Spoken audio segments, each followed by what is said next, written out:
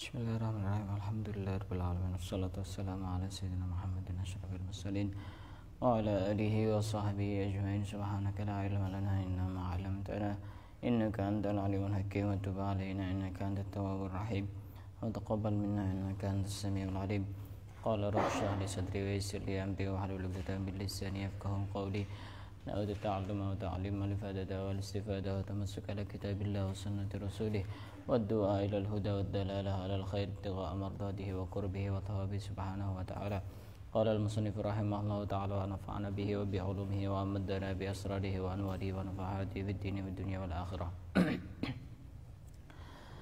Kita lanjutkan kajian pada kesempatan kali ini. Sekarang kita akan melanjutkan membaca kitab Nasaihul Ibad yang dikarang oleh Syekh Nawawi bin Umar Al-Jawi Al-Bantani. Setelah sekian lama kita sudah berhenti membaca kitab ini, sekarang kita akan lanjutkan. Kita masih berada di bab yang ketiga dan kita sekarang sudah sampai maqalah yang ke-31. Wal maqalatul hadiyatu wal thalathuna an Ibrahim ibn Adham rahimahullahu annahu qila lahu bima wajadta zuhda. Maqalah yang ke-31 dari Ibrahim bin Adham. Pernah mendengar nama Ibrahim bin Adham? Siapa, ada yang tahu? Wali Allah. Iya, pasti wali Allah itu. Ada yang tahu? Awal mulanya dia siapa? Ibrahim bin Adham ini adalah dulu asalnya adalah seorang anak raja. Jadi orang yang sangat kaya sekali. Ya, anggap anak presiden itu. Tapi kemudian berubah drastis, meninggalkan kekayaan, meninggalkan kerajaan dan bersungguh-sungguh untuk ibadah baik di Mekah maupun di tempat-tempat yang lain. Ada satu cerita disebutkan di sini di dalam syarahnya. Beliau mengutip dari kitab Risalah Al-Qushairiyah. Pernah dengar nama kitab Risalah Al-Qushairiyah? Ya, minimal tahu lah. Risalah Al-Qushairiyah. Ini kalau pengen ngaji kitab tasawuf itu induknya ada di kitab Risalah Al-Qushairiyah. Ini contohnya. Kitab Risalah Al-Qushairiyah. Dalam ilmu tasawuf ini kitab yang sangat penting. Tapi belajar ilmu tasawuf itu sebisa mungkin jangan belajar sendiri, takut bahaya. Karena ini bahasanya tinggi-tinggi, bahasanya agak tinggi, takut tidak paham.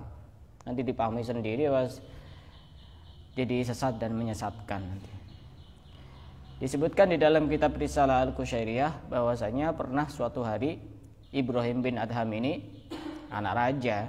Ya, anak raja itu ya salah satu hobinya ya jalan-jalan. Dulu kan masih belum ada jalan-jalan pakai sepeda, pakai mobil, itu belum ada. Pakai apa? Nah, pakai kuda. Pakai kuda jalan-jalan. Apa jalan-jalan tujuannya? Berburu. Ya, namanya orang berburu ya. Walaupun di rumahnya itu mungkin tidak kekurangan daging, tapi karena hobi, pengen apa? Memenuhi kesenangannya, ya orang senang. Orang misalkan mancing ya, tinggal beli di pasar kan enak, tidak usah lama-lama kan ya, semenit 2 menit sudah selesai. Kenapa kok mancing? Ya karena senang itu kalau misalkan umpannya itu dibawa gitu. Ada ini sendiri, ada perasaan tersendiri. Nah, suatu hari Ibrahim bin Adham ini berburu di satu tempat, berburu kelinci dan berburu hewan-hewan yang lain. Tiba-tiba pada saat berburu ada hatif.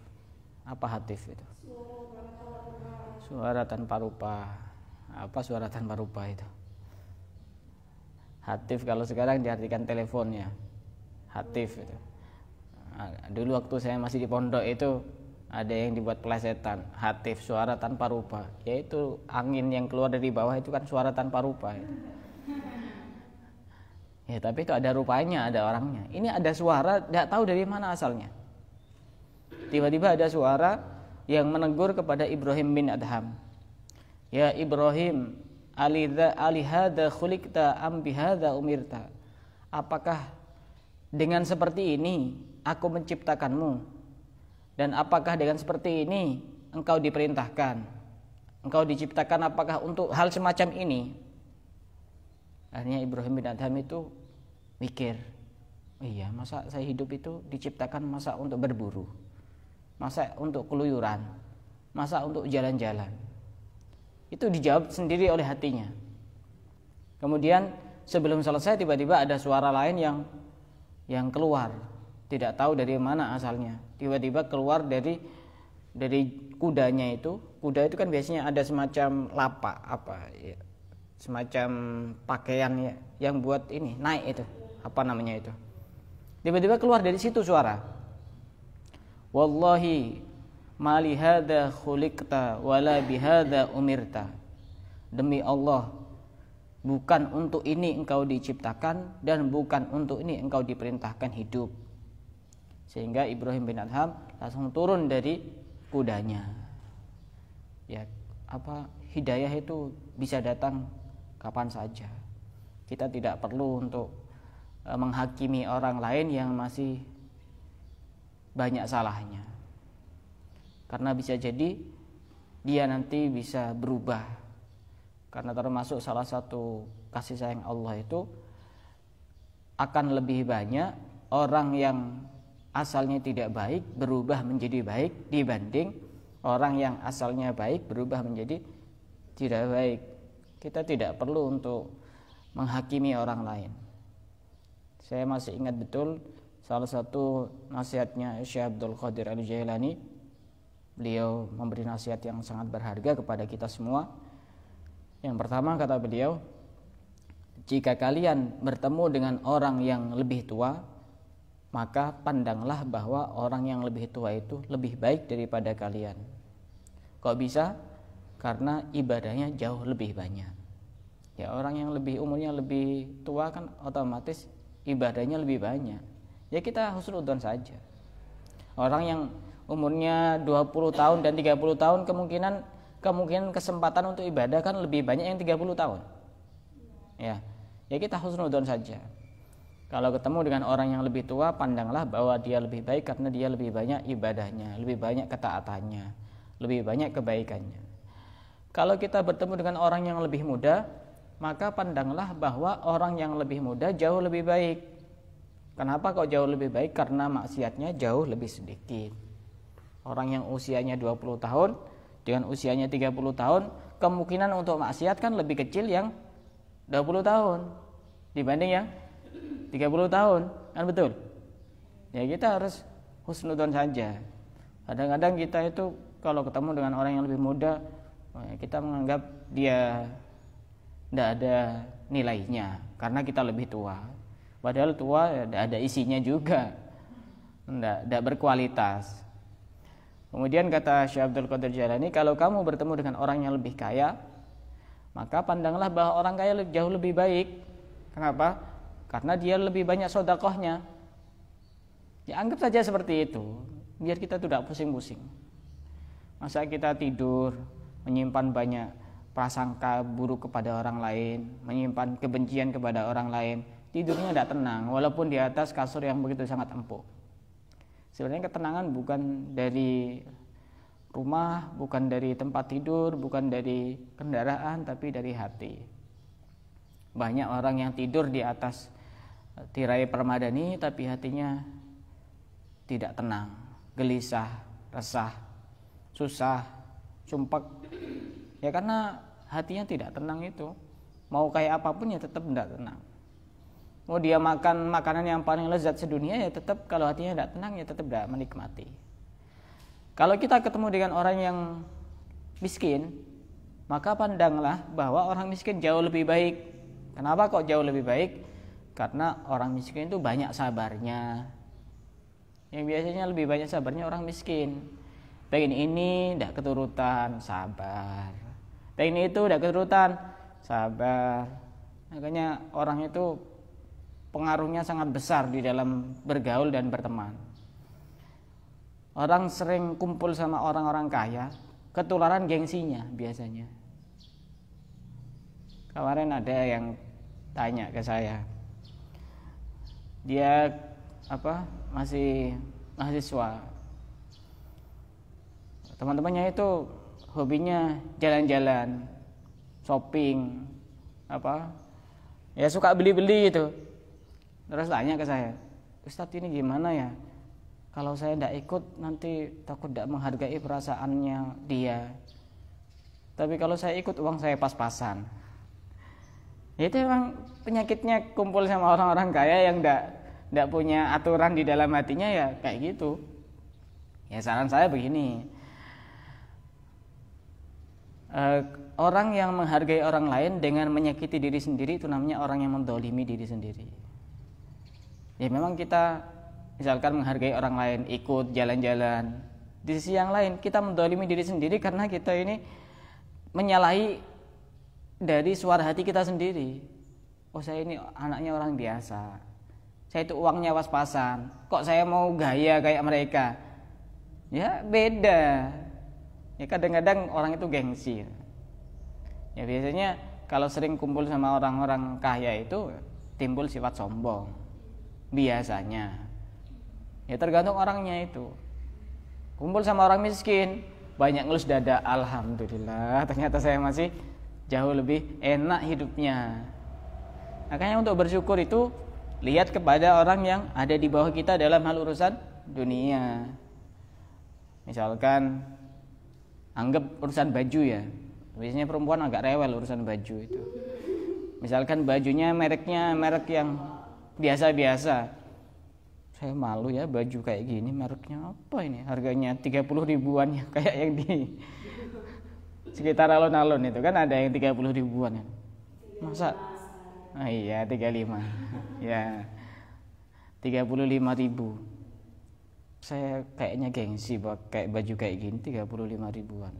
Mestinya harus alhamdulillah. Kenapa kok alhamdulillah? Di sana banyak orang yang untuk bisa menutupi auratnya saja kesulitan. Jadi kalau kita dalam hal urusan duniawi ngelihat ke bawah itu banyak syukurnya. Misalkan makan, menunya cuma nasi, tahu sama tempe. Menu apa? Alhamdulillah, alhamdulillah. Kenapa? Karena di sana masih banyak orang yang tidak bisa makan. Tiap hari puasa, tidak tahu kapan berbuka karena tidak tahu makanannya ada apa tidak ada. Rumahnya jelek misalnya. Saya kok ditakdirkan oleh Allah punya rumah kayak gini ya. Saya malu kalau ada teman mau main ke rumah itu. Alhamdulillah, alhamdulillah. Kenapa kok alhamdulillah? Punya rumah. Alhamdulillah. Karena di sana banyak orang yang tidur di kolong jembatan. Itu ya semua itu kalau kita ada ilmu itu tidak gampang terpengaruh oleh orang lain. Nah kalau ketemu dengan orang miskin, kita harus merasa bahwa orang miskin jauh lebih baik karena orang miskin lebih banyak sabarnya. Kalau ketemu dengan orang berilmu bagaimana? Ya pandang bahwa orang berilmu jauh lebih baik. Kenapa kok lebih baik? Karena ketika dia beramal, maka dia beramal didasari dengan ilmunya. Jadi amalnya lebih memungkinkan untuk diterima karena sesuai dengan aturan-aturan yang sudah dia pelajari, teori-teori ilmunya. Bagaimana kalau ketemu dengan orang yang tidak berilmu? Anggap orang bodoh. Ya anggaplah dia jauh lebih baik. Kenapa kok jauh lebih baik? Karena orang itu kalau melakukan kesalahan karena kebodohannya itu masih bisa dimaklumi dibanding orang berilmu melakukan kesalahan padahal dia sudah tahu. Beda melakukan kesalahan orang yang tidak tahu ilmunya, ya karena memang tidak tahu. Orang yang tahu ilmunya dia tetap melanggar, beda, pelanggaran berat ini. Dan bahkan kalau kita ketemu dengan orang kafir sekalipun, kata Syekh Abdul Qadir Jailani, pandanglah bahwa orang kafir jauh lebih baik. Bukan karena kekafirannya, tapi karena kita tidak tahu akhir hidupnya seperti apa. Bisa jadi memang sekarang kafir, sekarang tidak Islam. Bisa jadi nanti detik-detik terakhir hidupnya dia mendapatkan hidayah, akhirnya masuk Islam. Sedangkan kita tidak tahu. Iya, sekarang kita Islam. Iya, sekarang kita Muslim.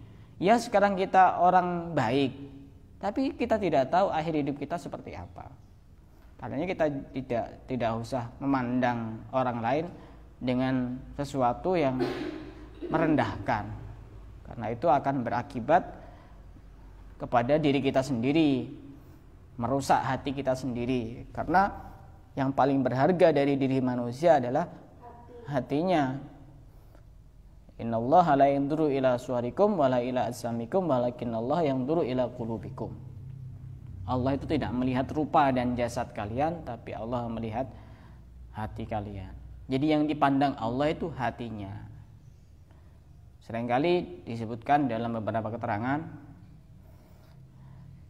kalau kita punya baju misalnya, baju putih, kemudian misal kayak baju saya putih, karena memang kesukaan saya warna putih. Banyak baju putih saya itu, ada hampir 10 lebih baju putih. Misalkan baju putih terkena noda, kotor itu, debu nempel di sini segini, kira-kira kita malu apa enggak? Malu kan ya? Kenapa kok malu? Ya dilihat manusia malu. Dilihat manusia malu. Tapi kenapa kita tidak pernah bertanya kepada hati dan jiwa kita sendiri? Kenapa kita tidak malu ketika hati kita ternoda dengan melakukan hal-hal yang melanggar aturan Allah, dengan hal-hal yang tidak mendatangkan ridha Allah? Kenapa kita tidak malu padahal yang dilihat Allah itu adalah hati? Seakan-akan kita itu mempunyai kesimpulan, aku lebih suka dilihat oleh manusia dibanding dilihat oleh Allah. Padahal yang dilihat oleh Allah adalah hati. Cuma kadang-kadang keterangan seperti ini disalah artikan. Yang penting hatinya. Orang misalkan buka aurat, pakai pakaian serba mini. Mbak, kenapa kok udah pakai hijab, Mbak? Oh, yang penting kan hatinya, Tat. Hatinya. Dikira orang yang pakai hijab itu hatinya kotor semua begitu. Ya, ini salah tempat begitu. Nah, Ibrahim bin Adham, saya lanjutkan Ibrahim bin Adham sampai mana tadi? Setelah mendengar suara yang tanpa rupa itu, kemudian beliau turun dari kudanya, kemudian pulang. Setelah pulang, ada salah seorang penggembala yang bekerja kepada ayahnya, menggembala kambing, menggembala hewan-hewan, ya karena memang raja ya, banyak prajurit, banyak karyawan, banyak yang membantu menggembala. Akhirnya apa? Karena hatinya mendapatkan hidayah, akhirnya baju kerajaan yang dia pakai itu dikasihkan kepada penggembala ayahnya itu, kemudian ditukar dengan baju yang dipakai sama si penggembala itu dan dikasihkan semuanya. Akhirnya dia menyamar jadi orang biasa. Ya, orang lagi-lagi ketenangan itu bukan urusan duniawi dan bukan urusan materi, tapi ketenangan itu adalah urusan hati, di mana hati itu makanannya ya bukan materi, makanannya adalah bisa ilmu, bisa zikir, bisa bacaan-bacaan yang baik. Sehingga Ibrahim bin Adham ini dalam satu cerita yang lain pernah melamar pekerjaan ke sebagian orang, dan waktu itu diterima untuk sebagai penjaga kebun. Sebagai penjaga kebun apel. Dia tidak tahu yang punya kebun ini kalau dia adalah anaknya raja. Kalau orang sekarang ini agak susah ya. Ya, sebagian orang agak susah menampakkan bahwa dia memang keturunannya orang besar. Kadang tidak ditanya juga dia menonjolkan diri. Itu memang penyakit. Kalau kita tidak ditanya itu tidak usah cerita. Tidak usah cerita. Ya memang gatel sih di dalam hati itu. Tidak usah cerita. Oh, saya muridnya ini, saya pernah ngaji ini, saya lulusan sini. Kalau tidak ditanya ya tidak usah cerita, karena ini penyakit. Akhirnya ditugaskan untuk menjaga kebun. Pada saat menjaga kebun, suatu hari majikannya ini bilang kepada Ibrahim bin Adham, wahai Ibrahim, coba carikan aku satu apel yang rasanya manis. Dicarikan, ambil satu. Setelah itu dimakan. Setelah dimakan, majikannya bilang, ini apel kok kecut rasanya, tidak enak. Carikan yang lain. Dicarikan lagi, makan lagi. Ternyata tidak manis, kecut, lagi-lagi kecut, sampai ketiga. Sampai dianggap Ibrahim ini dimarah-marahi sama majikannya. Kamu itu tidak becus gitu. Kerja sudah berapa lama di sini, tidak tahu mana apel yang manis dan mana apel yang kecut, yang asam. Kemudian Ibrahim ini dengan polosnya, dengan lugunya berkata kepada majikannya, saya di sini kan tugasnya untuk menjaga kebun, bukan untuk memakan buahnya. Ya, orang-orang dulu sampai sebegitunya ya. Padahal kalau menurut kita ya kalau 1, 2 kayaknya tidak masalah gitu kan. Tapi beliau itu tidak seperti itu. Nah, Ibrahim bin Adham ini asalnya adalah seorang anak raja, kemudian jadi orang biasa, dan kemudian akhirnya diangkat menjadi wali Allah. Nah, Ibrahim bin Adham ini pernah ditanya, Ibrahim pernah ditanya, wahai Ibrahim, dengan apa engkau bisa zuhud? Zuhud itu tidak terlalu bergantung hatinya kepada dunia, lebih suka kepada akhirat. Itu zuhud. Jangan diartikan zuhud itu orang gembel, bukan. Zuhud itu orang yang hatinya tidak bergantung kepada dunia, walaupun dunia ada di tangannya. Jadi tidak usah suudon sama kiai, sama ustadz yang misalnya rumahnya bagus, mobilnya mewah, uangnya banyak. Oh, itu gila dunia, masa ustadz kiai kok gila dunia? Gila dunia itu urusannya sini, urusannya hati. Dunia kalau digunakan untuk hal-hal yang bisa mendatangkan pahala dari Allah, itu bukan dunia, itu bisa sama dengan akhirat. Sama seperti Syekh Abdul Qadir Jailani, seorang wali kutub, yang dimana waktu itu beliau adalah orang yang paling kaya pada masanya. Masa Syekh Abdul Qadir Jailani cinta dunia? Ya bukan. Kenapa? Karena kekayaannya digunakan untuk hal-hal yang baik. Maka tidak bisa disebut orang yang gila dunia. Jadi zuhud itu urusan hati. Tidak adanya ketergantungan hati dalam hal urusan dunia. Ya boleh kita punya HP bagus misalnya, ya untuk dakwah biar lebih lancar misalnya. Kalau HP-nya jelek-jelek kan nanti cepat mati, cepat rusak. Ya tidak apa-apa gitu. Ada yang tanya, wahai Ibrahim, dengan apa engkau bisa zuhud? Bisa hatimu tidak bergantung kepada dunia dan lebih suka kepada akhirat? Dijawab oleh Ibrahim bin Adham, qala bi salasati asya, dengan 3 hal. Pertama, ra'aitul qabra muhishan, aku melihat bahwa di kuburan itu begitu sangat tidak menenangkan. Pada saat itu di kuburan semua orang meninggalkan kita. Mau istrinya, mau suaminya, mau anaknya, mau temannya, mau pacarnya, semuanya meninggalkan kita. Kalau kita sudah berada di alam kubur, yang paling setia adalah amal kita sendiri. Tidak ada di dunia ini orang yang setia. Yang setia adalah amal kita sendiri. Kalau sudah mati, tidak mungkin pengen mati yang lain. Orang tua sama, anak sama. Kalau sudah dikubur ya sudah. Pengen masuk kemudian ditimbun tanah, tidak mungkin. Tidak ada yang setia. Apalagi sampai sok romantis, aku pengen bersamamu sehidup semati. Kalau sudah mati, tidak mungkin mati. Ya, tidak mungkin itu kata-kata konyol itu. Pengen bersamamu sehidup semati, sehidup dan juga semati. Kalau sudah mati, tidak mungkin nyusul. Itu pernyataan konyol itu. Akhirnya saya terinspirasi dengan salah satu penulis yang cukup inspiratif. Beliau salah satu senior saya waktu di Tarim. Kalau di Facebook itu namanya Faris Khairul Anam, seorang penulis yang cukup produktif. Beliau juga punya buku fikih medsos, fikih media sosial. Dia membahas terkait fikih yang berkaitan dengan Facebook, Instagram, YouTube, WhatsApp gitu. Bagus tulisannya itu. Dia punya kata-kata yang menginspirasi. Aku ingin hidup bersamamu sehidup sesurga.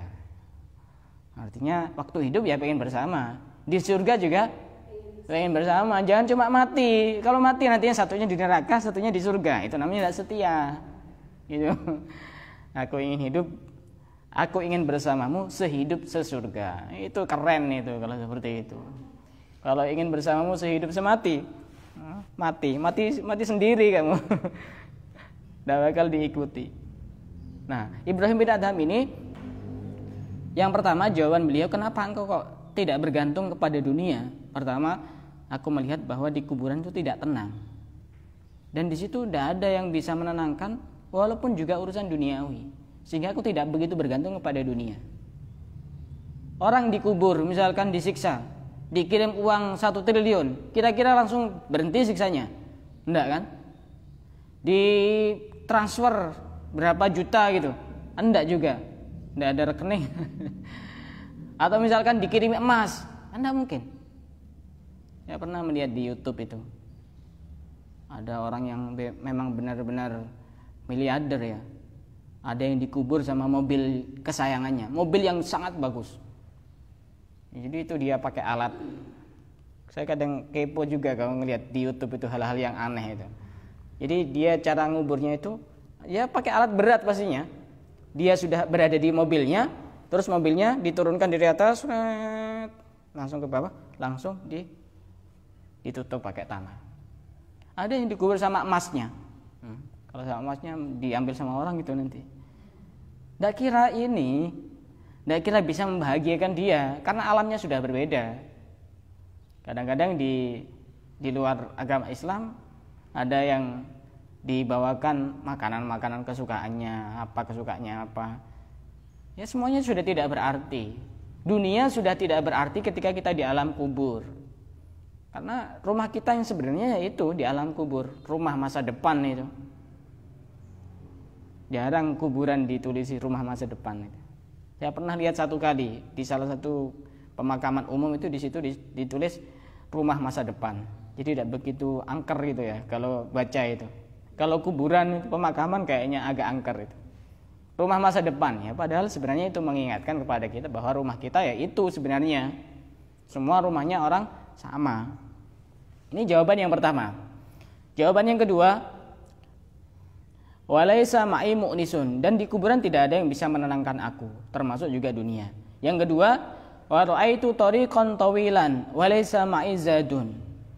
Perjalananku di akhirat itu sangat panjang, sedangkan bekalku masih sangat kurang. Kita harus banyak merenung sebenarnya.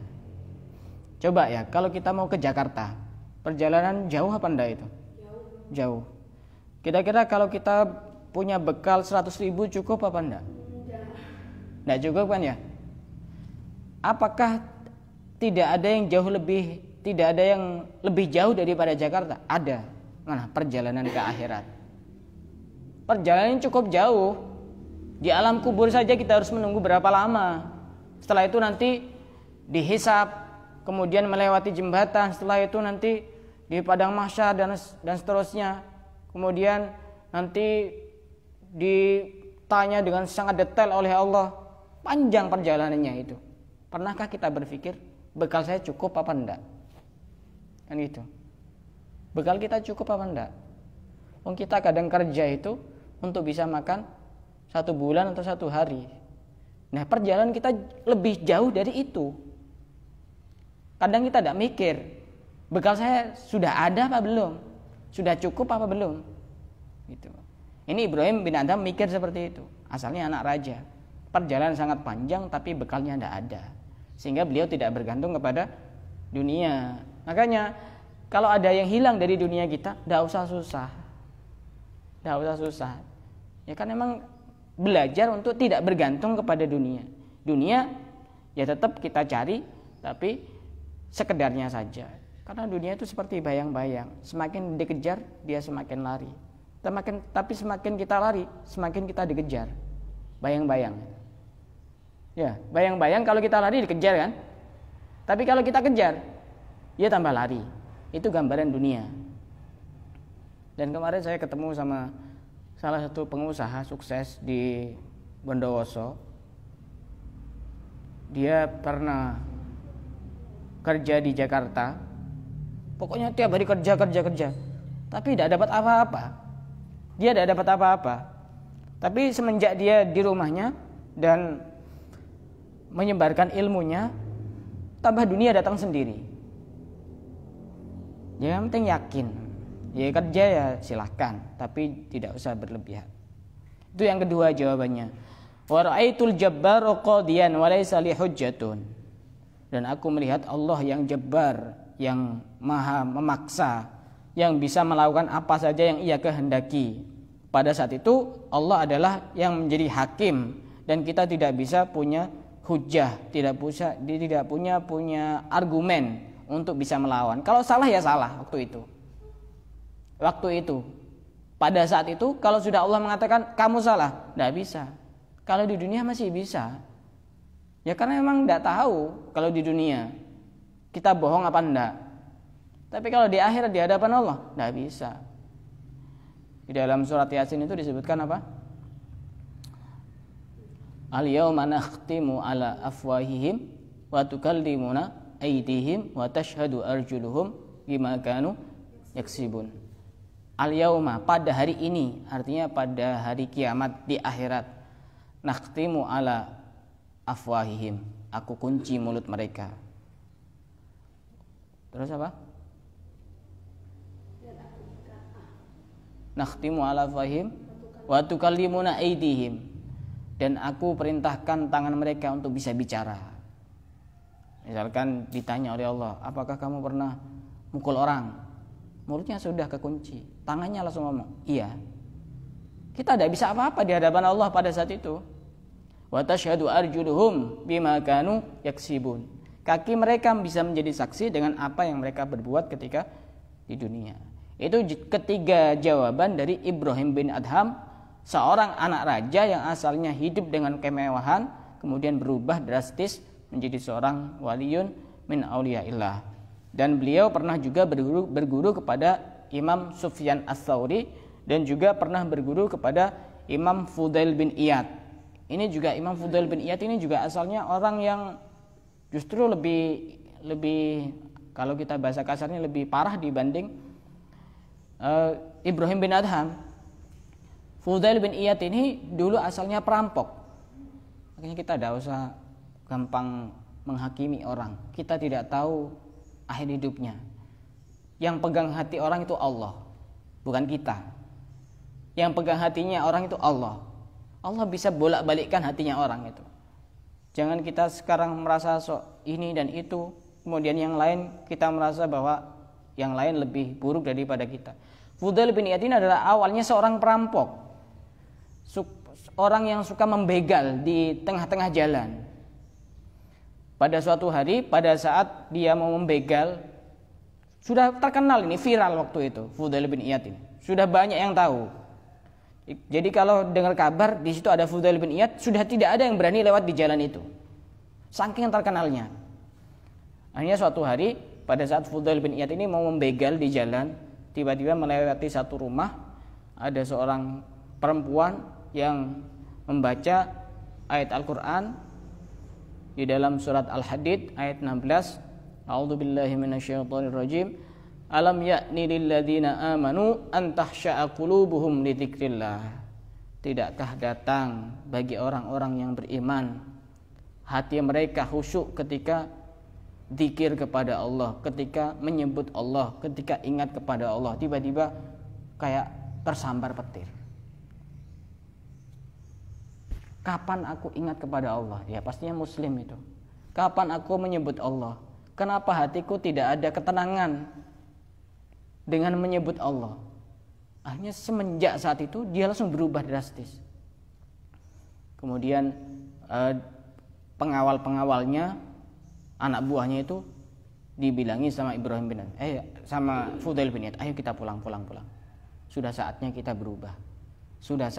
berubah.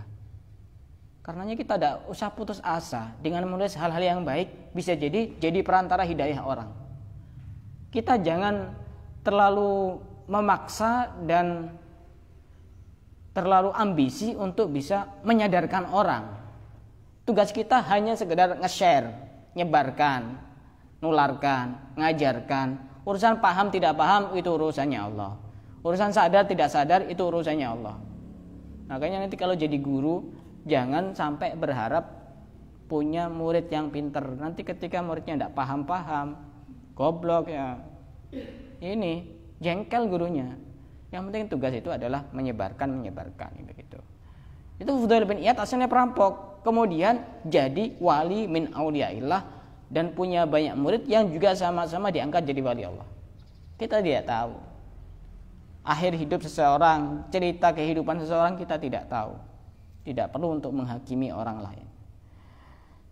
Ngelihat orang maksiat, ya kita di dalam hati kita jangan sampai kita merasa jauh lebih baik karena mungkin dia hidayahnya masih belum turun. Kita doakan. Kalau memang kita benar-benar sayang kepada orang lain, kita doakan, bukan mencela. Apa manfaatnya mencela? Ya karena memang mungkin dia masih belum menemukan jalan yang lurus. Dan juga pernah berguru kepada Imam Sufyan Ats-Tsauri. Sebagai penutup, saya cerita sedikit tentang Sufyan Ats-Tsauri. Sufyan Ats-Tsauri ini seorang ulama yang sangat terkenal, pakar hadis, ahli hadis. Pada suatu hari Imam Sufyan Ats-Tsauri ini sedang ada di Mekah, melihat ada seorang laki-laki yang sedang tawaf mengelilingi Ka'bah. Pada saat tawaf itu laki-laki ini zikirnya cuma satu, baca sholawat. Padahal orang tawaf itu ada zikir khusus. Mengelilingi Ka'bah itu ada zikir khusus. Kemudian laki-laki ini kok aneh, zikirnya cuma sholawat terus. Hanya ditanya, wahai laki-laki, kenapa kamu kok baca sholawat? Kemudian laki-laki ini bertanya kepada beliau ini, kamu siapa? Dijawab, saya Sufyan Ats-Tsauri. Oh, hatinya bergetar karena memang ternyata yang dihadapannya adalah seorang tokoh besar walaupun masih belum begitu kenal. Kemudian laki-laki ini bilang, seandainya kamu bukan Sufyan Ats-Tsauri, saya tidak akan cerita. Hanya diceritakan. Begini ceritanya. Saya berangkat ke sini haji sama ayah saya. Tiba-tiba di tengah perjalanan ayah saya ini jatuh sakit. Sudah diobati oleh banyak orang, tidak tertolong, akhirnya meninggal. Pada saat meninggal, wajahnya jadi hitam ayah saya ini. Ini saya susah. Akhirnya saya susah. Pada saat saya susah itu, saya tertidur. Di dalam tidur itu, saya melihat didatangi seorang pria yang sangat tampan, berwibawa, gagah, ganteng, pokoknya lengkap, sempurna. Kemudian laki-laki itu mengusap wajah ayahku dan tiba-tiba ayahku wajahnya berubah jadi putih dan bersinar. Hanya ditanya, wahai gerangan, siapa engkau? Dijawab, aku adalah Muhammad bin Abdullah. Aku adalah Rasulullah Muhammad bin Abdullah. Ini ayahmu ini memang punya kebiasaan yang tidak baik. Tapi karena dia istiqomah untuk selalu bersolawat kepadaku, maka aku pun menolong kepada dia. Hanya wajahnya diubah jadi putih dan bercahaya. Hanya dia terbangun. Setelah terbangun, dilihat wajah ayahnya itu dibuka kainnya, ternyata betul berubah jadi putih dan bercahaya. Orang banyak sholawat itu akan ditolong sama Rasulullah, baik di dunia maupun ketika di akhirat. Karena kita sudah semestinya harus mempersiapkan diri. Tanggal 8 Oktober itu sudah memasuki tanggal 1 bulan Rabiul Awal, 1 Maulid. Coba dilihat kalendernya itu sesekali. Tanggal 8 Oktober adalah tanggal 1 bulan Rabiul Awal. Pernahkah kita punya target Saya mau sholawat berapa kali pada bulan Rabiul Awal. Itu loh, biar beda dengan bulan-bulan yang lain. Ingat ini adalah bulan kelahiran Nabi. Kita masih belum setingkat seperti Habib Ali bin Muhammad bin Husain al-Habsyi yang beliau dalam salah satu syairnya mengatakan